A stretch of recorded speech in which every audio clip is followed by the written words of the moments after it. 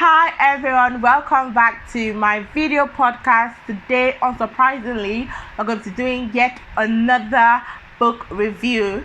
You're watching Teresa and this is Chat with Tea.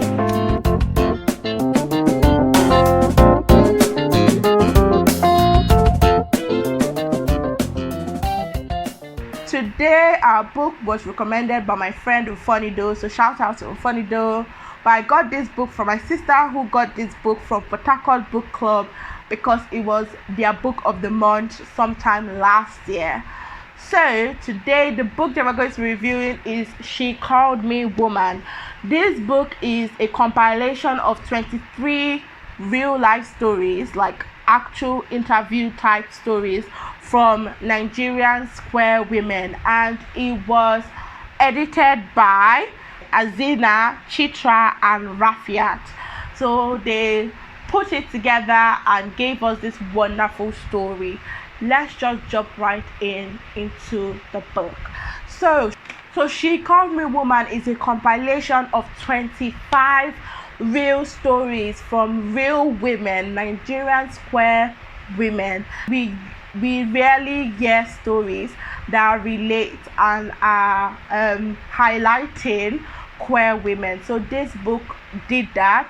It got 25 different women from different states in Nigeria and a age range from I think 20 to 42, which was wonderful, and it was very, very insightful to read about their stories. I think it's hard to look at this book and do a book review just because it is actually people's experiences. So it's not just storytelling, it's actually people's lives that I read. I read this book in a span of 4 days. It was meant to be 3 days, but I was not disciplined enough and it was 4 days. So I think it's a 4-day read. Fun fact, to read 100 pages takes about 3 hours. So on Google anyways, that's what Google says.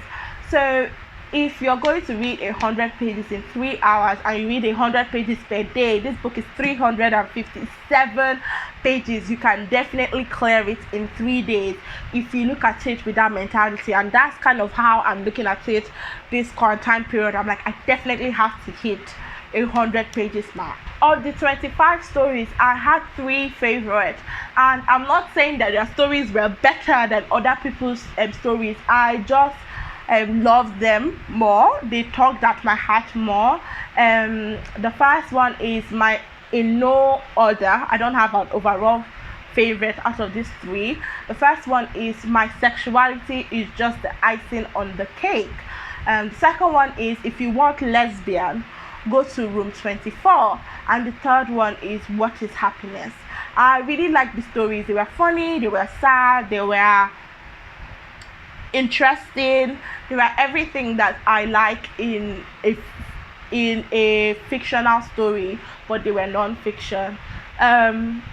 I don't know if that is even a right thing to say, but that's what I thought. When I knew that it was about Nigerian queer women, I thought I would be crying throughout the book. I thought I would see a lot of abuse, and there was.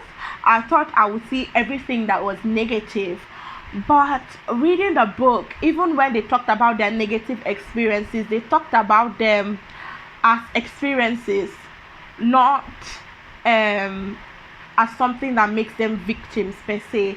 Every woman in this book showed strength, showed resilience, even by coming out and telling the story. Everybody was anonymous, by the way. Even by coming out and telling the story, that showed strength. And in the way they describe abuse, childhood abuse from parents, abuse from family members because they are queer, and some of them because they are women, they described it with strength and with knowledge that this was something that had happened, and there's still the future to go through, and they're going to fight and they're going to move forward. So it was very, very good. I liked reading that. Some of the stories were very funny. Not the stories as a whole, but parts of the stories were funny. We saw personalities that were really, really funny. Like one girl talked about when she was young and she'll get into trouble, but she'll bribe her siblings not to tell her dad. Like, she was basically the apple of her parents' eyes. When they'll get into trouble, like her and her siblings, and her parents come back, she'll run into the room to pretend that she was sleeping. Or at least one time she said she ran into the room to pretend like she was sleeping, and her parents beat her brothers but not her. So like, you hear stories like this, and it was beautiful. There was another person that said they had gone to their friend's house, and when it was time to go home, they hid under the bed. They hid under the bed. They didn't even tell their friend that they were under the bed. Everybody was looking for her. And then in the night, when she came out, her parents came to take her home, and she was crying that she didn't want to go home. She just wanted to stay in her friend's house. She felt her friend's house was more fun. And story of my life, I just like visiting people. I just like leaving the house, moving around. My leg doesn't like staying in one place, just moving. And it was very interesting to see that like, queer people, it's not just an identity. Like, being queer is not the end of your story. There is so much more to being queer. Like, it's just one part of your life, and there are different things. Like, we have the same childhood, we have the same strict parents, we played the same games, like all that kind of thing. So it was a very, very beautiful book, and I liked it. I was just very okay reading the book. It was kind of like a yo-yo, because different people had different experience. Some stories were sadder than others, while some stories were more hopeful than others, while some there was a wide range of different stories. So my emotions were kind of like doing a yo-yo, but generally I was okay. At times I was sad because they talked about child abuse, and it's just sad that child abuse is that prevalent in Nigerian society. It's just sad, and it's just sad some people's parents' response to child abuse. Yeah, that was sad. So at some points in the book, I was down, I was sad, but I pushed through and read the book. At other points, I was happy, not necessarily because their experiences were great, but I was happy because some stories were just funny. Some people were funny, their personalities very, very nice, and I those are the kind of people that I want to be friends with, that just take things as they are and enjoy life regardless of, and finding joy where they can, and things are not within their control, not dwelling so much in that. Let's move on to the rating. So we're rating this book with regards to writing style, relatability, entertainment, and value added. Writing style, now this is one thing that I had a problem with. At the beginning of the book, there's an introduction, and our 3 editors tell us about how they wrote the book. So basically, they went to people, they interviewed them, and then transcribed the story. So these are transcriptions of what people said, and they tried as much as possible to not change anything. So you know how people talk, make mistakes, and move over, or like people talk, stop at some point, tell another story. That's kind of how this is written. So it was a bit hard to read sometimes.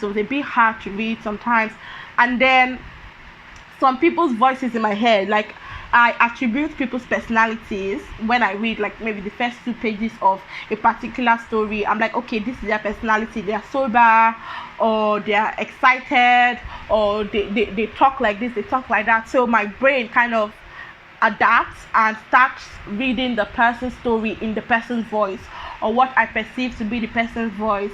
But this book, for some stories, my voice was just in my head because of the way it was written. So writing style was a bit hard, so I would give it a 1.5 out of 2.5. Relatability is about Nigerian women, so I related to that extent. I'm not queer, so I didn't relate past that, but like talking about parents, overbearing parents, over controlling parents is a story that we all know of, so I related to that. So relatability, I'm going to give it a 1.5 out of 2.5 also. Entertainment, this book was not as entertaining as a fictional novel would be. It's obviously people's stories, so there wasn't really that entertainment per se. Entertainment, I don't even know if it would be a criteria in this particular book because it's very different, but I'll give it a 2 out of 2.5. I just feel like it's right to give it a 2 out of 2.5. Value added, I'm definitely giving this book a 2.5 out of 2.5. It's a miracle. Somebody said at the back of the book, let me read that out. Somebody said, the fact that these stories are now being told is nothing short of miraculous.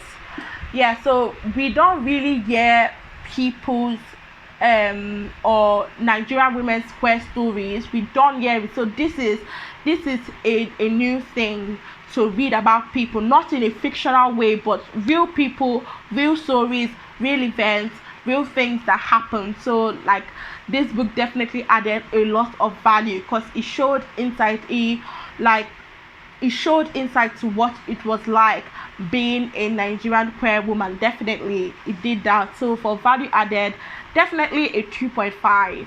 And then overall, I'm going to give this book a 7.5. So if we add that up, 1.5, 1.5, 2, and 2.5 from writing style, relatability, entertainment, and value added, this book is getting a whopping 7.5 out of 10 stars. I would definitely recommend that people read this book, even though you don't read the entire book, or maybe you don't read it at a stretch. Read it like 4 stories at once, 4, or 5 stories at once is 25. So 5 stories, and maybe if you read 5 stories per week, in 5 weeks you're going to finish the book. But if you don't read it at all, if you get a hold of the book, you can just read through the introduction. The editors did us a very good thing by writing an introduction, which is kind of a summary of the stories, and they grouped it so very beautifully and got almost everybody's opinions, like almost all the narrators' opinions, into that summary. It was beautiful. I liked the introduction. I think I liked the introduction more than I liked reading the stories for some reason, but I had my favorite stories. As I said, my sexuality is just the icing on the cake. What is happiness? And if you want lesbian, go to room 24. You can get this book anywhere in Nigeria. I tried seeing where exactly you can get it. The publishing house is in Abuja here, so I know definitely you can get it in Nigeria, but I don't know if you can get it anywhere else. I feel like it's very insightful and everybody should read it, if you're queer or if you're not. If you have somebody in your life that is queer and you're trying to understand them and you don't have a way of communicating directly with them, you can read this book. At the end of the book, he advises us to buy this book for somebody. So buy this book for somebody as a gift. Review the book, rate it, read it, do whatever you want. But this is an important topic, especially in the Nigerian climate. So I think everybody should try and get it, try and read about it, try and research about the LGBT community in Nigeria. Thank you for watching, guys. Again, you're watching Teresa, and this is Chitra.